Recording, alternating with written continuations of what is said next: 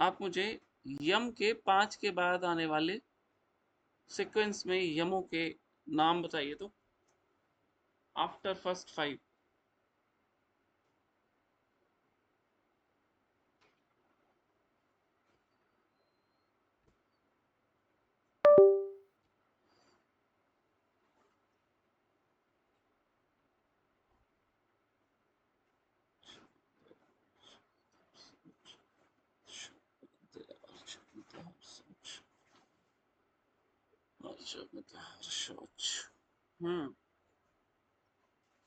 सभी को आना चाहिए। देखो ये सीक्वेंस बहुत बार आते हैं ना, बहुत बार आते हैं। आपको याद हो तो अच्छी बात होगी, नहीं तो बहुत प्रॉब्लम होगी। ओके, नेक्स्ट आप बताइए, सभी संधि और पैर में कौन सा प्राण बताया गया है? सभी संधि और पैर में कौन सा प्राण बताया गया है?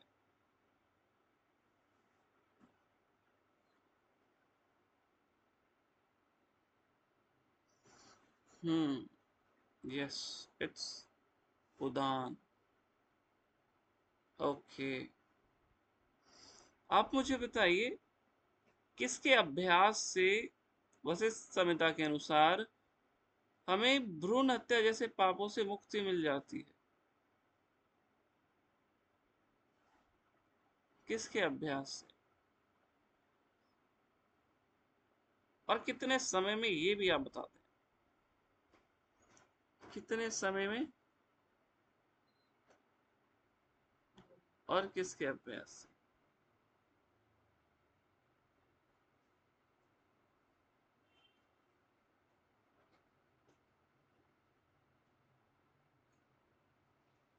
यस, 1 महीने प्राणायाम के अभ्यास से। ओके, आप मुझे बताइएगा, वशिष्ठ संहिता के अनुसार किन अंगों में प्राण धारण करके उसको वश में किया जा सकता है? उन अंगों के नाम बताइए तो, किन अंगों में प्राण को धारण करके उसको वश में किया जा सकता है?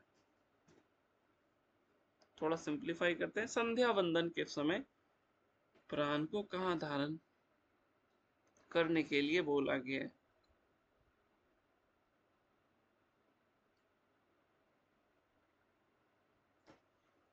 हम्म,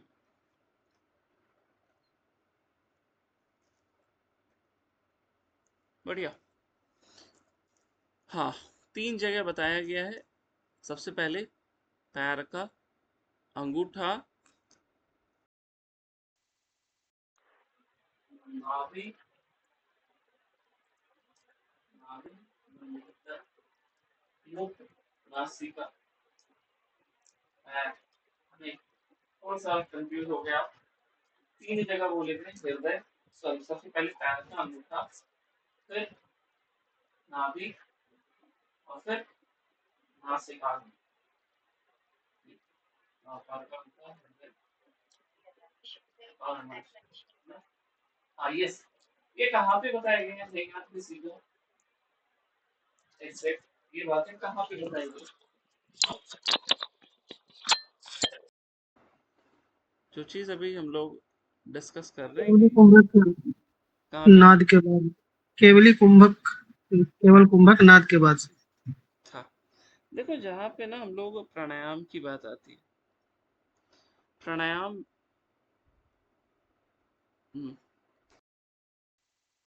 ओके बता रहा हूँ। जहाँ पे हम लोग प्राणायाम के बारे में बात करते हैं ना, प्राणायाम के बाद आती है कि प्राणायाम की जो मात्रा होती है, आप उसको 16, 64, 32, और उसके बाद फिर क्या आती है प्राणायाम की केवल कुंभक की बात। तो वहां पे कहते हैं कि आप क्या कर सकते हैं, केवल कुंभक से प्राण को वश में कर सकते हैं। और फिर कहते हैं प्राण को वश में करने के एक अन्य उपाय भी हैं। उसमें फिर बताते हैं कि संध्या बंदन के समय आप प्राणों को इन इन अंगों में धारण कर सकते हैं। कौन कौन से? तो कहते हैं पैर का अंगूठा, नाभि और नासिका। इन 3 जगहों पे संध्या वंदन के समय आप प्राणों को धारण कर सकते हैं। इसको जाकर के देखिएगा, इम्पोर्टेंट है। अब चलते हैं आगे। नेक्स्ट, अब बताइए, आज के कुछ क्वेश्चंस भी करने, तो डायरेक्टली हम लोग उस पे आते हैं। आप मुझे बताइए, प्राणायाम के संबंधित शुक्ल आंगी ना, शुक्लांगी किस देवी को बोला गया है? शुक्लांगी किस देवी को बोला गया है?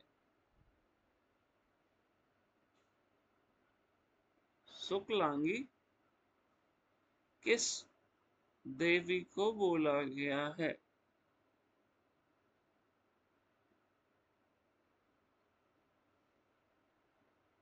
और इसको मैंने क्लास में समझाया भी था।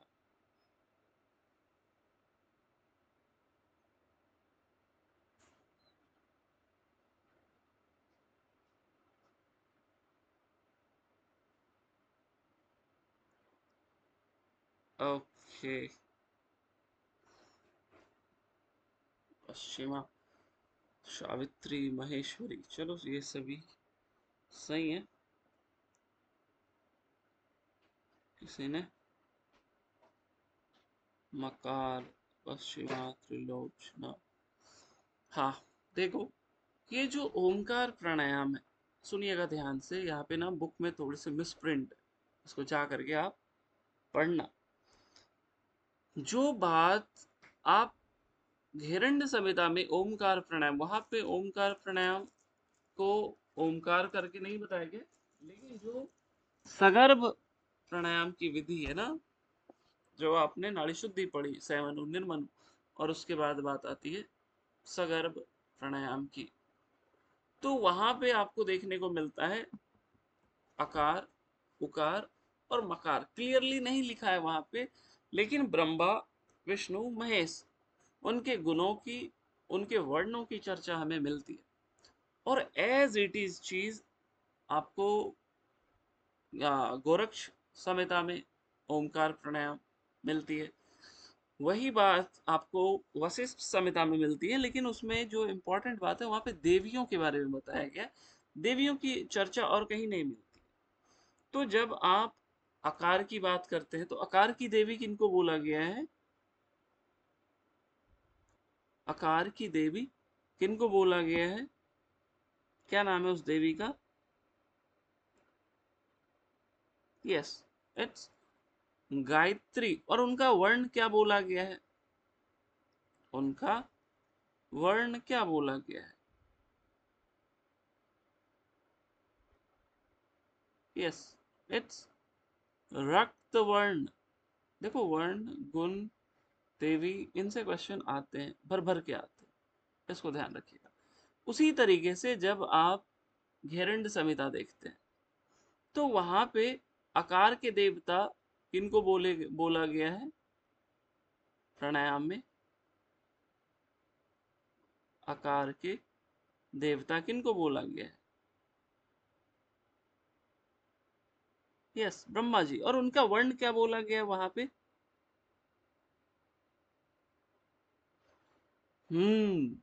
तो वहां भी ब्रह्मा जी का वर्ण लाल बोला गया है। और उसी चीज को यहाँ पे उलट करके बोल दी गई है कि आकार की जो देवी है वो गायत्री है, उनका वर्ण क्या है? रक्तांगी। सिमिलरली, घेरंड संहिता की ओमकार प्राणायाम की बात करते हैं, तो वहां पे कुंभक के देवता किनको बताया गया है? नाम बताइए।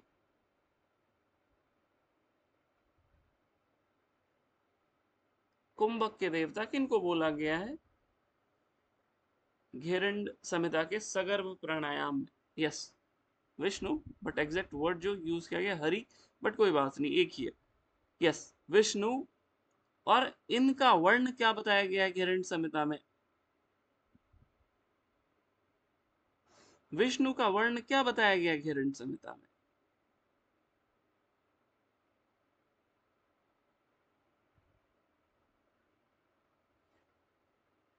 सब लोग एक ही साथ चले गए? अरे नहीं, सब लोगों को, जितने लोगों ने शुक्ल शुक्ल लिखा है ना, आप सभी लोगों को दोबारा से जाकर के किताब देखना पड़ेगा। इसका मतलब अभी भी किसी को याद नहीं आया? यस, वहां पे विष्णु जी के लिए, उस हरि के लिए कृष्ण वर्ण बताया गया है। ये थोड़ा अजीब लगेगा और यूनिक लगेगा, लेकिन वहां पे ये बातें बताई गई है। सगर प्राणायाम को खोल करके गेरंड संहिता में देखना कि विष्णु जी के हरि के लिए वहां पे कृष्ण वर्ण बोला गया है। और यहाँ पे जब आप वशिष्ठ संहिता में देखते हैं तो यही बात यहाँ पे थोड़ी सी ना मिसप्रिंट कहीं ना कहीं हुई है, क्योंकि अन्य जगह एक दो जगह जब आप रेफरेंस में देखते हैं ना, तो यहाँ पे उकार के लिए शुक्ल विग्रह जो लिखा हुआ है ना, वहां पे एक्चुअली शुक्ल विग्रह ना होकर के कृष्ण विग्रह होना चाहिए। उसको अन्य टेक्स्ट से जब आप मिलाएंगे तो आपको पता चलेगा। इस वशिष्ठ संहिता के श्लोक में जो शुक्ल विग्रह दिया गया, एक्चुअली में वहां पे कृष्ण विग्रह होना चाहिए था। ये क्लास में मैंने बताया।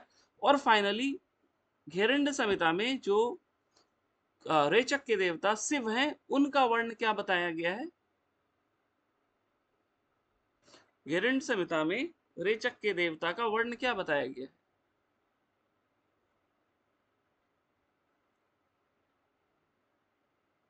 घेरंड संहिता में आंसर नहीं आ रही है सब लोगों को।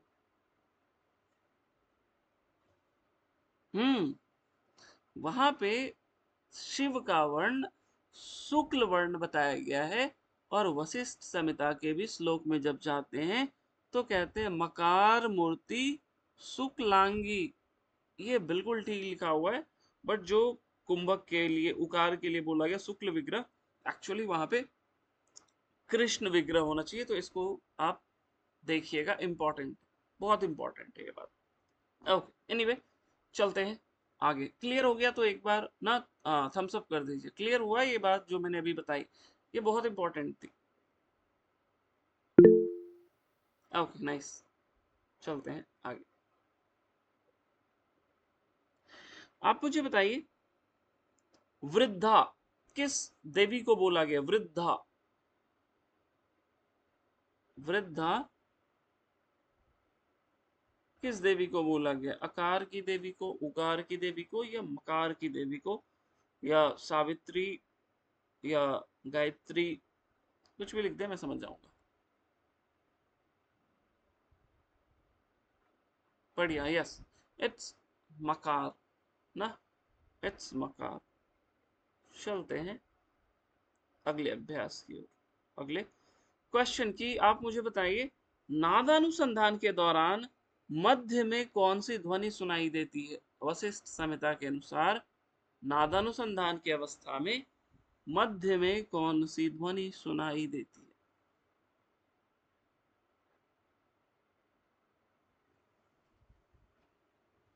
हम्म,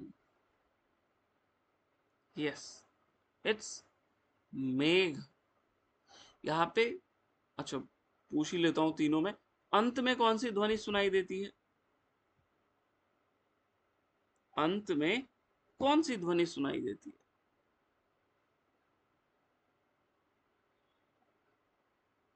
नहीं, वशिष्ठ संहिता में थोड़ा सा उल्टा लिखा हुआ है। हट प्रतिपिका वाला चीज सब जगह नहीं लिखा है। और प्रारंभ में कौन सी ध्वनि सुनाई देती है?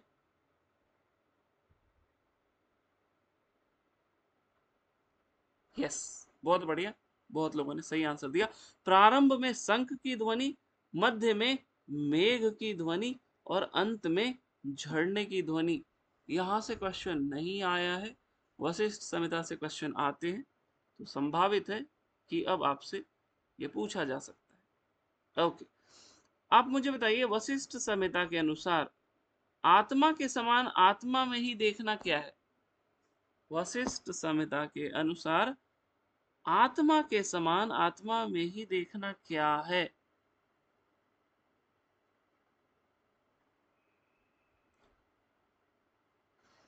Hmm, yes, yes, correct everyone, it's प्रत्याहार ना, इट्स प्रत्याहार। ओके, आप मुझे बताइए कि विहित कर्मों को मन से आत्मा में अनुष्ठान करना क्या है? विहित कर्मों को मन से आत्मा में अनुष्ठान करना क्या है?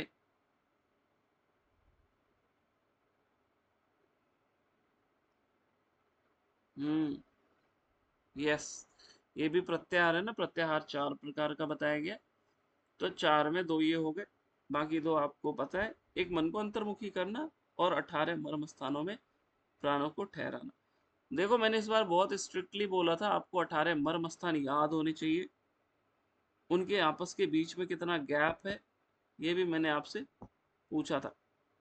अब आपसे क्वेश्चन मैं पूछूंगा, आप मुझे स्टार्टिंग के 4 सीक्वेंस में नीचे से मर्म स्थानों के नाम बताइए। स्टार्टिंग से 4, पहले 4 मर्म स्थानों के नाम सीक्वेंस में बताइए।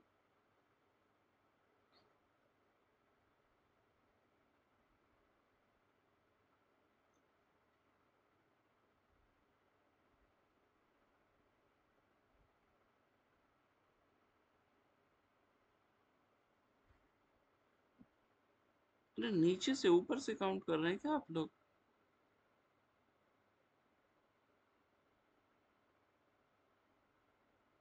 हम्म, यस।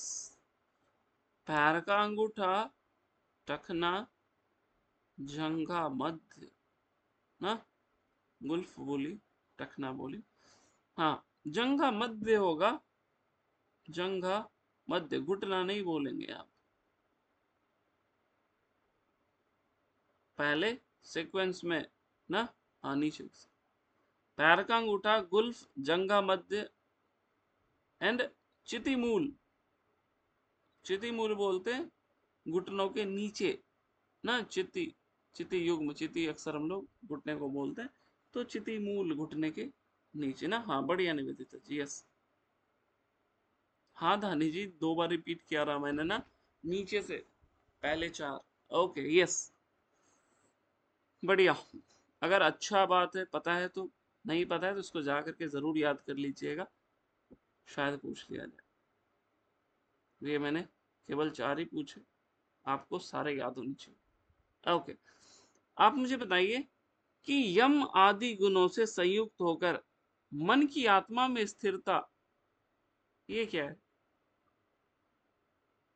यम आदि गुणों से संयुक्त होकर मन की आत्मा में स्थिरता क्या है?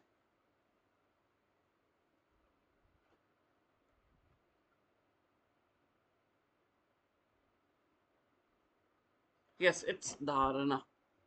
बढ़िया, ये धारणा है। आते हैं अगले क्वेश्चन की तरफ। आप मुझे बताइए, हम लोगों को वशिष्ठ संहिता के अनुसार अग्नि तत्व का स्थान कहां से कहां बताया गया है? शरीर के अंगों में अग्नि तत्व का स्थान कहां से कहां बताया गया है?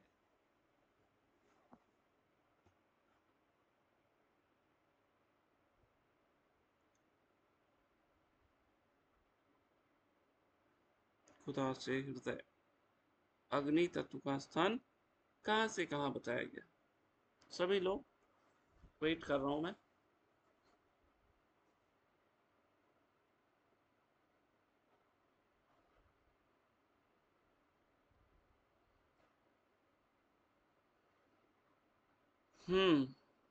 गुदा से हृदय, बिल्कुल सही उत्तर है ना। यस, हाँ वही हो गया, पायु से हृदय एक ही बात है। बढ़िया ना। चलते हैं आगे। अब आप मुझे बताओ कि वायुवीय धारणा के देवता किसे बताए गए हैं? वायुवीय धारणा के देवता कौन है?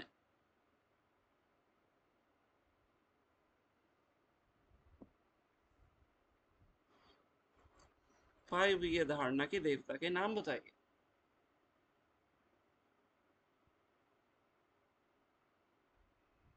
यस, इट्स महत्त्व।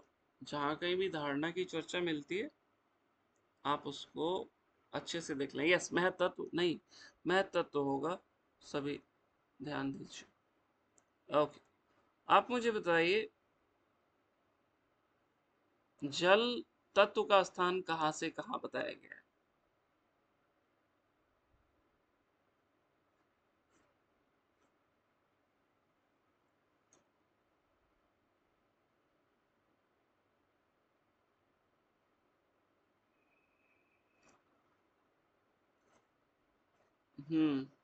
ना, इजी था ना? सर क्या कर रहे हैं? कुछ कह रहे हैं चंदन जी? आवाज कट रही है मेरी?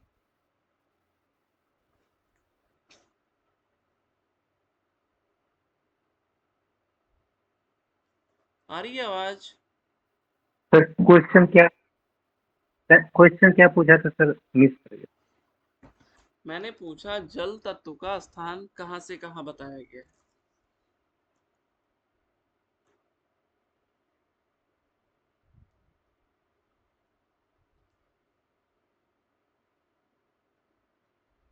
ब्रेक हो रहा है?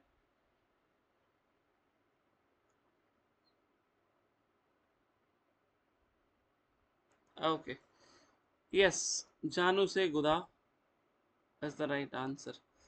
ओके, एक लास्ट, आकाश तत्व का स्थान कहां से कहां बताया गया है? आकाश तत्व का स्थान कहां से कहां बताया गया है?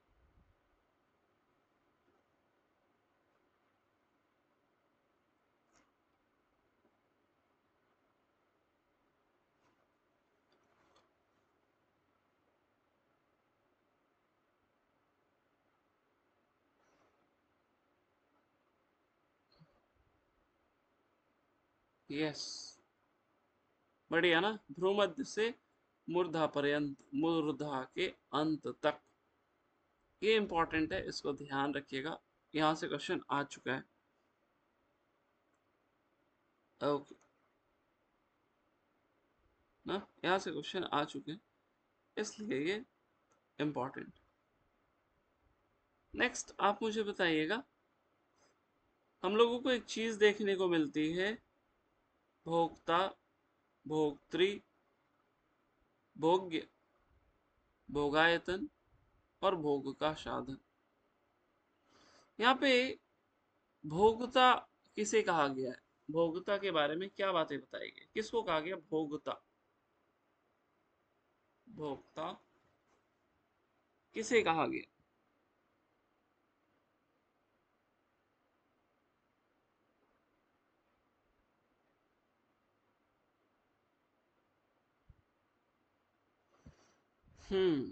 क्षेत्रज्ञ।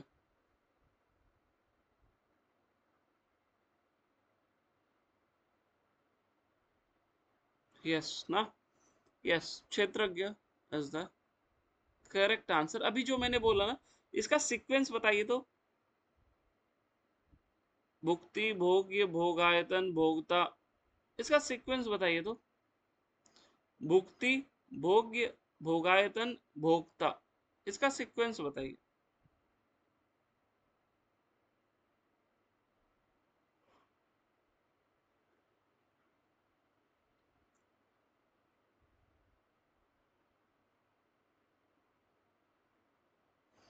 भोक्ता, भोग्य, भोग, भोगायतन, भोक्ता, भोग्य, भुक्ति, भोगायतन, भोक्ता, भोग्य, भुक्ति, भोगायतन। यस ना, देखो श्लोक में जब आप देखते हैं ना, तो जो तीसरा है ना वो भोग नहीं, वहां पे भुक्ति, भुक्तिश्च लिखा है, मतलब वो भुक्ति हुआ।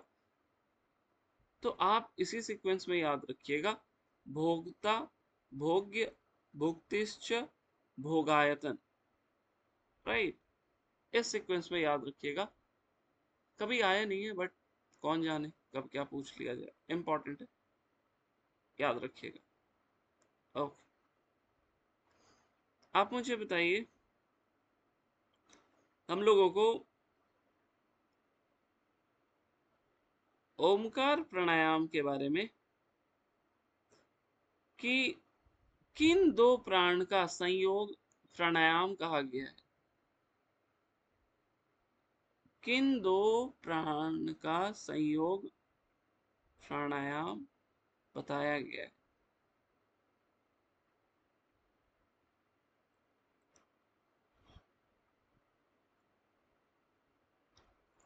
यस, प्राण अपान, इन दोनों का उचित रूप से ही मिलन हमें प्राणायाम बताया गया। ओके,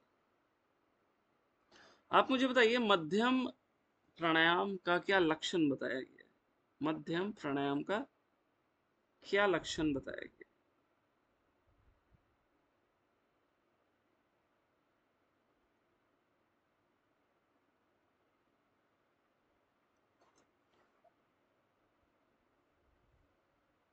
इजी था ना। ओके, यस, कंपन, राइट आंसर। आप मुझे बताइए ध्यान की चर्चा हमें किस अध्याय में मिलती है। ध्यान की चर्चा किस अध्याय में मिलती है, जहाँ पे पढ़ते हैं ना सगुण ध्यान, निर्गुण ध्यान, ये किस अध्याय में मिलती है। 4-5 देखो ये तो इजी क्वेश्चन में ही आएंगे। पहली चीज तो मैं हमेशा ये कहता हूँ कि ग्रंथ के इंडेक्स को आप पढ़िए। यस, फोर्थ चैप्टर, चौथे अध्याय में मिलती है। Fourth is the correct answer. प्रत्याहार की चर्चा किस अध्याय में मिलती है। प्रत्याहार की चर्चा जहाँ पे 18 मर्म स्थान वगैरह वगैरह पढ़ते हैं ना, ये किस अध्याय में मिलता है।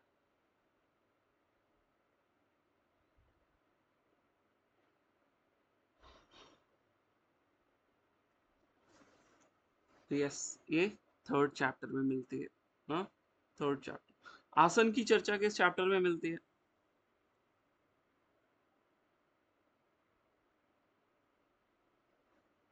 First is the right answer. नाड़ी शुद्धि की चर्चा किस अध्याय में मिलती है।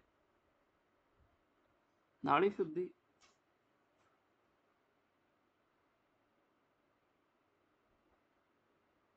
यस।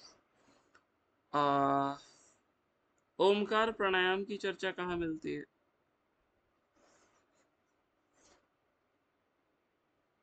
ओमकार प्राणायाम की चर्चा किस अध्याय में मिलती है।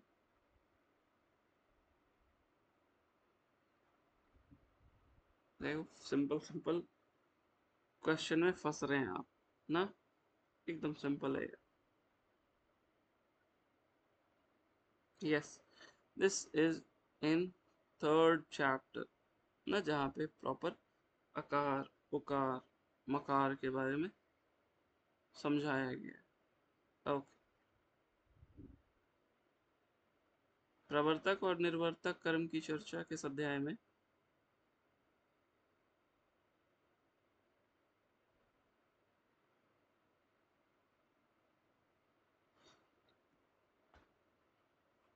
यस, ये पहले अध्याय में है ना। हाँ, तो ये आपको याद रखनी। एक दो क्वेश्चन और मैं करना चाहूंगा। कल मैं पूछा तो था बट और भी मैं इससे पूछूंगा। आप मुझे बताइए लेफ्ट, बाई आंख में किस नाड़ी का स्थान बताइए। उस नाड़ी का नाम बताइए जिसका स्थान बाई आंख बताई गई।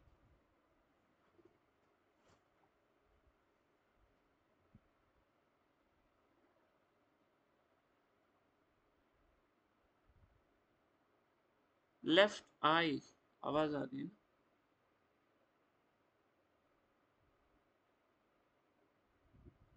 तो आवाज कट गई क्या।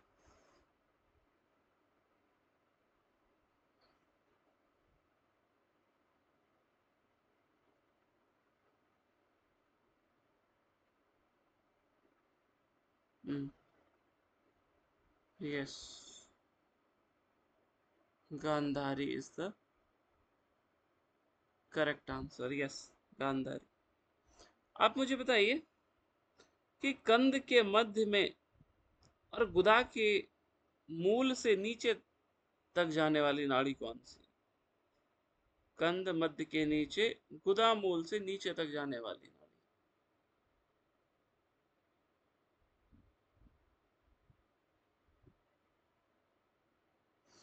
यस, बढ़िया। प्रीति जी, प्रिया जी, जितेंद्र जी ना, जिन लोगों ने जवाब दिया। ये देखो, ये मॉडरेट क्वेश्चन, अक्सर बच्चे कंफ्यूज हो जाते हैं। Yes, Alambusha is the correct answer. Alambusha सही जवाब।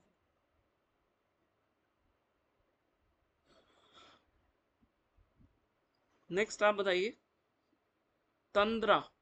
तंद्रा किस उपप्राण का कार्य बताइए? तंद्रा।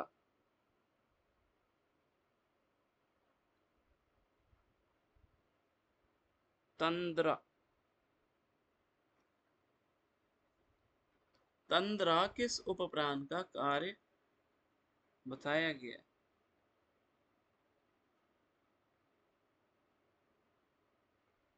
यस, देवदत्त। ना, Devdatt is the correct answer. Okay, next आप मुझे बताइए, आकाशीय धारणा के देवता कौन है? आकाशीय धारणा के देवता कौन है?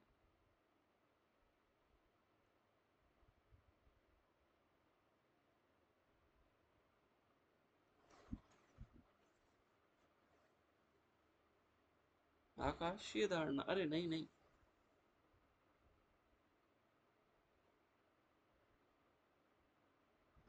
हम्म आकाशीय धारणा के बारे में बोला गया, इनके देवता अव्यक्त परमात्मा, अव्यक्त जगदीश बताया गया है ना। ओके, बढ़िया। नेक्स्ट आप मुझे बताइए, किस धारणा का फल बताया गया है? किस धारणा का फल बताया गया है कि सभी रोगों का नाश होता है? किस धारणा का फल है सभी रोगों का नाश?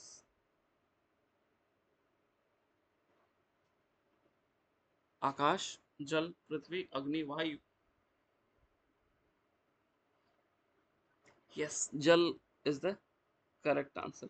किस धारणा का फल बोला गया है सभी दुखों का नाश करता है?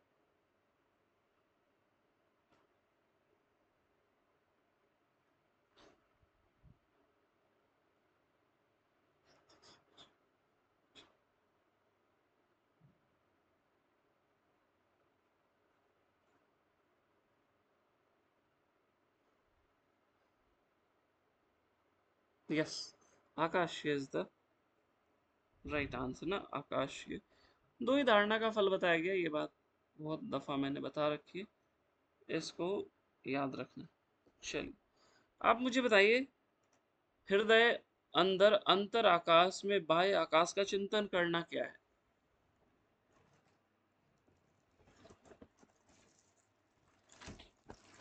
आप मुझे बताइए, हृदय अंदर अंत आकाश में बाह्य आकाश का चिंतन करना क्या है? यस ना, दिस इज धारणा। ओके, आते हैं नेक्स्ट क्वेश्चन की तरफ। आप मुझे बताइए, प्रत्याहार अंतरंग है या बहिरंग?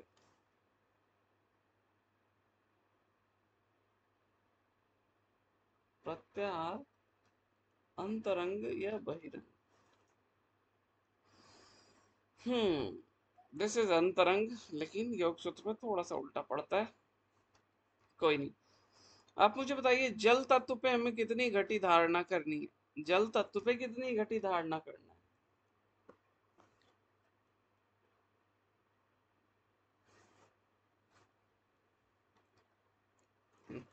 यहाँ पे सब जगह 5 5 5 है। ये मैंने आपसे इसलिए पूछा क्योंकि कहीं कहीं ये नंबर बढ़ता चला जाता है ना, 5 10 15 कहीं कहीं मिलेगा आपको। जब मिलेगा तो फिर मैं दोबारा से पूछूंगा। ओके, इस बार मैं ऑप्शन दे रहा हूं, आप बताना, प्रत्याहार, धारणा, ध्यान और समाधि। आपके क्वेश्चन है कि प्राणियों के बंधन और मोक्ष का कारण क्या है?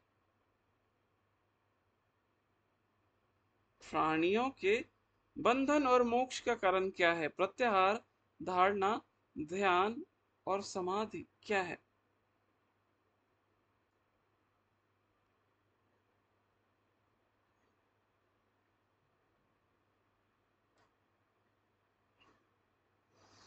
यस, ध्यान इज द करेक्ट आंसर। बहुत बढ़िया ना। ये ध्यान बताया गया। ओके, आप मुझे बताइए। हाँ, आप मुझे बताइए, कहते हैं कि इस धारणा को, पंच धारणा को जब आप कंप्लीट करते हैं तो कहते हैं मल मूत्र की अल्पता हो जाती है। कितने समय में मल मूत्र की अल्पता हो जाती है? 3 महीने, 6 महीने, 1 साल या 2 महीने?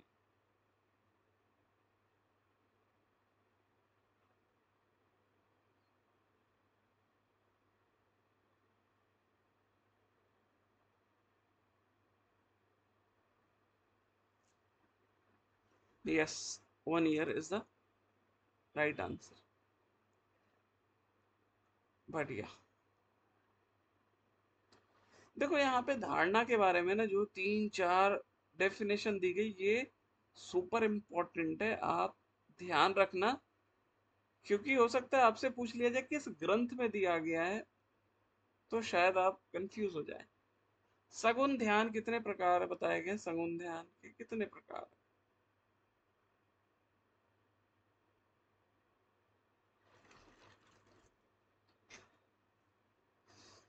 यस, 5 तो है।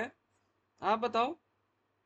ऐसा ब्रह्म के समान मैं ब्रह्म बनूं, ऐसी संवेदना सगुण है या निर्गुण है? ऐसा ब्रह्म के समान मैं ब्रह्म बनूं, यह चिंतन सगुण है या निर्गुण?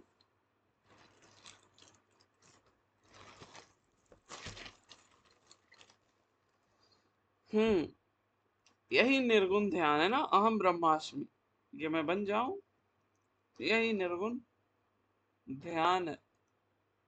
ओके, देखो वशिष्ठ संहिता में एक ग्रह नक्षत्र वाला भी सेक्शन है, बट मैं वो नहीं पूछता हूं, क्योंकि उनसे क्वेश्चन आते नहीं है ना, आते नहीं। ओके, अगेन ऑप्शन देता हूं, प्रत्याहार, धारणा, ध्यान और समाधि। आप बताना, मोक्ष के लिए राजपथ है कौन? किसके बारे में बोला गया है मोक्ष के लिए राजपथ है? ऑप्शन है प्रत्याहार, धारणा, ध्यान और समाधि। मोक्ष के लिए राजपथ है।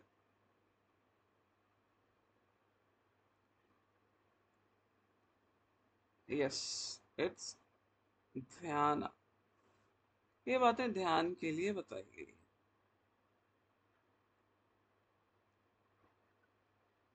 ओके, यस, ध्यान is the correct answer. Next, व्यक्तिगत आत्मा का परम आत्मा के साथ एकाकार हो जाना क्या है? ऑप्शन वही है, प्रत्याहार, धारणा, ध्यान और समाधि। व्यक्ति आत्मा का परम आत्मा के साथ एकाकार हो जाना क्या है?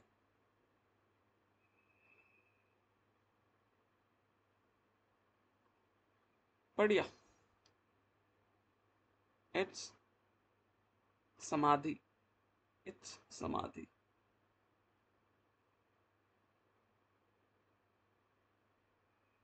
ओके, नेक्स्ट क्वेश्चन, आप बताइए।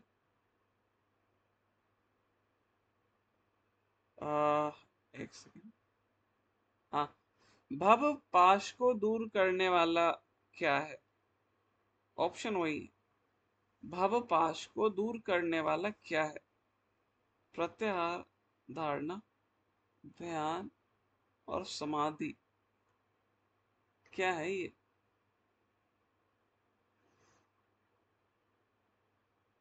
यस, इट्स समाधि।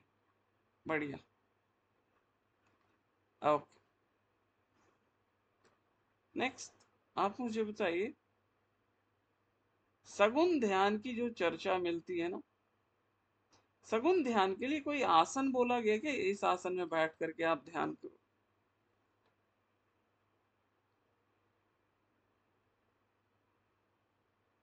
सगुण ध्यान के लिए कोई आसन बताया गया है?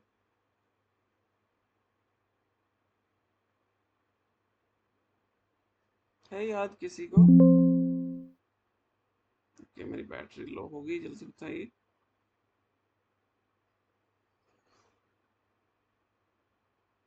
यस इट्स नो इट्स पद्मासन ना। कहाँ पे लिखा हुआ है? तो ये आप जहाँ पे ध्यान के बारे में पढ़ते हैं ना, ध्यान मोक्ष बंधन का मोक्ष का मार्ग है, राइट, वहां पे ये बातें बताएंगे, ठीक है। यहीं पे आज हम लोग इसको रखते हैं। कल हम लोग जो ब्रेक लेंगे वो एक्चुअली ब्रेक नहीं लेंगे, मैं आपको एक दिन का समय देता हूँ, आप उन तीनों ग्रंथों को पढ़ करके आना, मैं तीनों को मिला करके प्रश्न करूंगा। तो कल कोई वैसा ब्रेक नहीं है कि क्लास ही नहीं होगी, क्लास होगी। आप उन तीनों ग्रंथ को पढ़ के आइएगा, हो जाएगा। जल्दी हाँ ना बताइए। हठ प्रदीपिका, गेरंड संहिता एंड वशिष्ठ संहिता, इन तीनों ग्रंथों को आप पढ़ करके आना। कल हम लोग 1 घंटा लगे, 2 घंटे लगे, दो तो नहीं 1.5 घंटे लगे, हम लोग इसको कंप्लीट करेंगे। तीनों ग्रंथ को पढ़ करके आइए, क्योंकि 5 दिन आपको मिल गया, 5 का मुझे लगता है 1 हफ्ता मिल गया। अब आप इसको करके आ जाना, एक दिन में हम लोग उन 3 ग्रंथों को समेट देंगे और फिर अगले अतियौगिक टेक्स्ट की ओर अग्रसर करेंगे। आज हम लोग इतना ही रखते हैं, मिलते हैं कल दोबारा से 9 बजे। हरिओम, शुभ रात्रि आप सभी को। हरिओम सर, शुभ रात्रि सर। हरिओम सर। हरिओम, शुभ रात्रि सर। शुभ रात्रि प्रीति, हरिओम सर। हरिओम आप सभी को।